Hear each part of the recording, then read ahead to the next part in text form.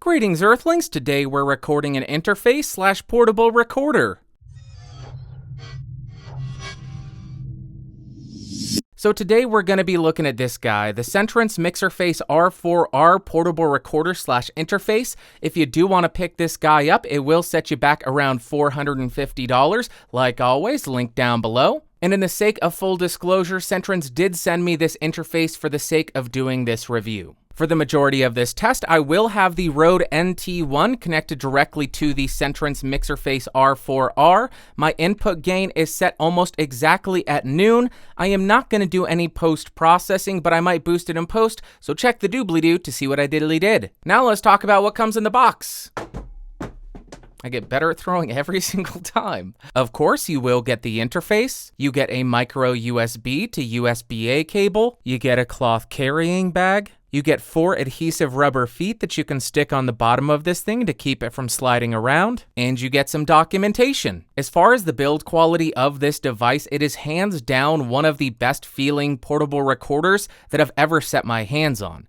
It has an all-metal build quality which feels incredibly rugged. It has these rubberized and nice-feeling dials which don't have much wiggle to them. The combo jacks are Neutrik and they don't have any wobble to them, and the switches are recessed to avoid accidentally hitting them. On the top of this device, you'll find a high Z selection switch to switch between line level or high Z level input for the 1/4-inch combo jack. You'll find a high pass filter switch for each of the channels. You'll find the gain dial for channel 1 and channel 2, pretty self-explanatory. Next to the gain dials, you'll find a signal as well as a peak light. The peak light will turn red when you are about 6 decibels below clipping. Beneath the gain dial, you will find a monitor mix dial for both input 1 and input 2. And this will allow you to mix between zero latency monitoring as well as the USB playback. You'll find the AUX 3.4 level adjustment, which is a 3.5mm line input on the back. And lastly, you will find a headphone and monitor level control, which will control the headphone volume as well as the monitor outputs. On the bottom of this device, you'll find a single thing, which is 1/4-inch threading to mount this to a standard tripod or anything like that. Next up on the front of the device, as I mentioned, you have 2 XLR Neutrik combo jacks, and you also have balanced outs, so you can run this to some powered monitors. Now, the meat and potatoes of this thing are on the back, and the first thing you're going to find is a USB port, which allows you to use this as an audio interface. And on the other side, you'll find another USB port to power the device, as well as transfer files to your computer. Above all the other controls on the rear of this device, you'll find the previous, next, play/stop button and record button, and the record light is directly next to that, and directly next to the record button you will find the micro SD card slot. Now, as far as the I/O, you will find a line level input, which is going to be controlled by the AUX 3.4 dial on the top. You'll also find a 3.5mm line level output, which is pre-monitor and can be used to run to your camera's audio input. You'll also find a headphone output. You'll find a battery level indicator light. You'll find a 48-volt on-off switch. You'll find a stereo or mono monitor switch, and you can still hear stereo USB playback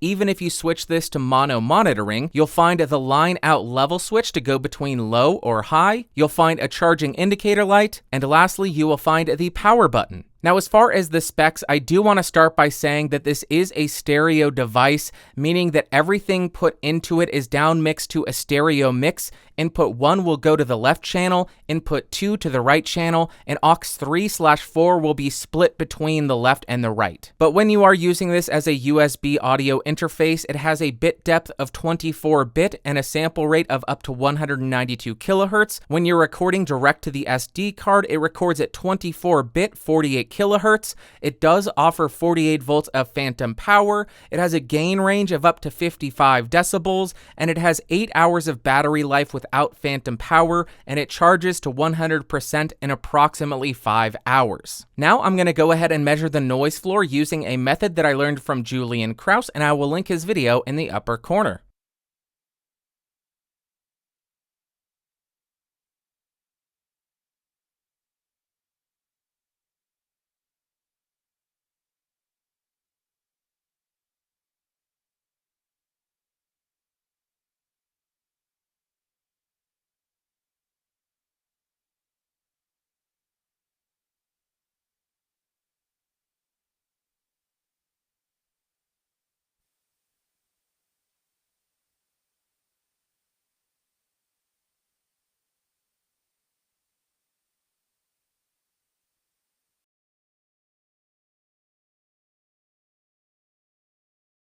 Right now, I'm speaking into the Rode NT1 right on top of it to really accentuate the proximity effect, and I do not have the high-pass filter currently enabled. And now I have enabled the high-pass filter, and this is how it sounds with that roll-off. Okay, now I have the Shure SM7B connected directly to the Mixerface R4R to see how powerful the preamps in this device are.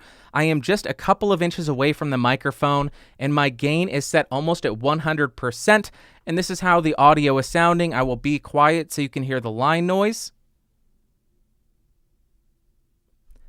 And there you go.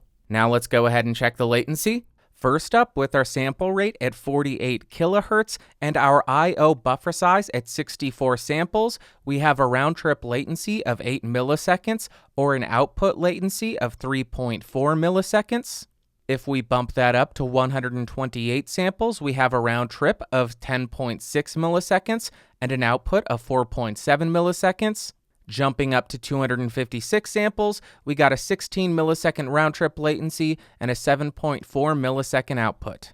Now, with our sample rate set at 192 kilohertz and our I/O buffer size at 64 samples, we have a round-trip latency of 6 milliseconds and an output latency of 2.3 milliseconds. Bumping that up to 128 samples, we have 6.6 milliseconds round trip or 2.7 milliseconds output. And lastly, jumping up to 256 samples, we have an 8 millisecond round trip or 3.5 millisecond output. And now I'm going to go ahead and plug my Gibson Les Paul Studio, which has passive pickups, direct into the interface. I will play back some audio with no amp sim, just the DI sound. Then I will add an amp simulator in, and then I will play the guitar and all the DI in a full mix.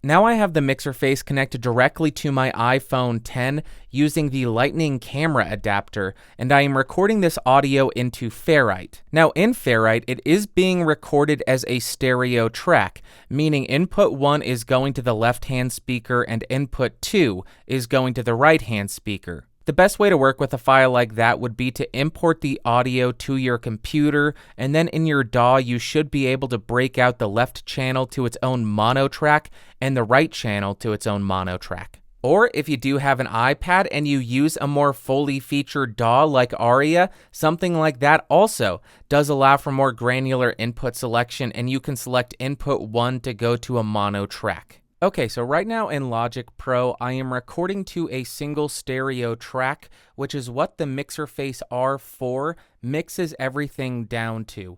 Yes, if you are just recording 2 microphones, you can select input 1 for a mono track and input 2 as a mono track. But the moment that you're going to start running into issues is when you are using the line input, which is marked as channel 3 and 4. This thing doesn't output a channel 3 and 4. As I mentioned, it down mixes everything to a single stereo mix. So I'll go ahead and start playing some music, and I will continue to talk.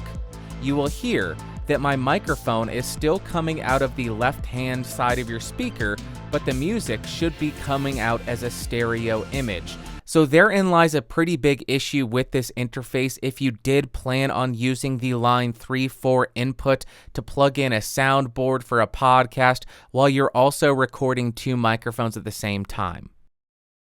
So to put it bluntly, I was pretty surprised with how versatile this little device is. First up, in terms of pros, I do appreciate that it records in up to 24-bit, 192 kilohertz. I also really like the fact that it does allow you to mix between zero latency and your computer's USB playback. I also really like the fact that even if you're using this as an audio interface, you can still record to the SD card and use that as a backup recording in case your Skype podcast thing crashes or anything like that. And lastly, the headphone amp on this thing is pretty dang good. If you go to CEntrance's website, you can see that they have some really high-level DACs and amps, and if they've put something in here that's even 1/5 the quality of that stuff, you're getting a very high-quality headphone DAC and amp. Then in terms of cons, the main issue that I have is the metering light. It does give you some idea of where you're setting your levels, but if you want an actual decent idea, you will have to pull up a fully featured DAW and look in there.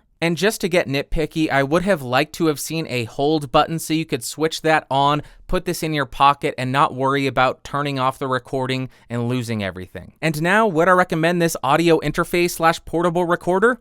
Yeah, I would. I actually think that this may be my new travel interface. Now, the main people that I think this would work really well for are podcasters or voiceover artists that do a lot of traveling, but don't want to sacrifice on a lot of the features. As I mentioned, I think you're getting some really nice preamps unless you're driving something like the SM7B, at which point you may need to bring a cloud lifter. You're getting a really great headphone amp, so you don't have to worry about that making any hiss. You also get the ability to record that 24-bit 48 kilohertz to the SD card while you're using it as a USB audio interface. It is also built insanely well, so it will travel well, and it is insanely portable given all the functionality in this thing. I'm really impressed with that. Alright guys, well that's actually going to do it for today, so if you found this video fun, interesting, or helpful, go ahead and give me a thumbs up. If you hated it, thumbs down. Want more videos, you can subscribe, logo beneath me. You could also join the channel membership thing by clicking the blue join button.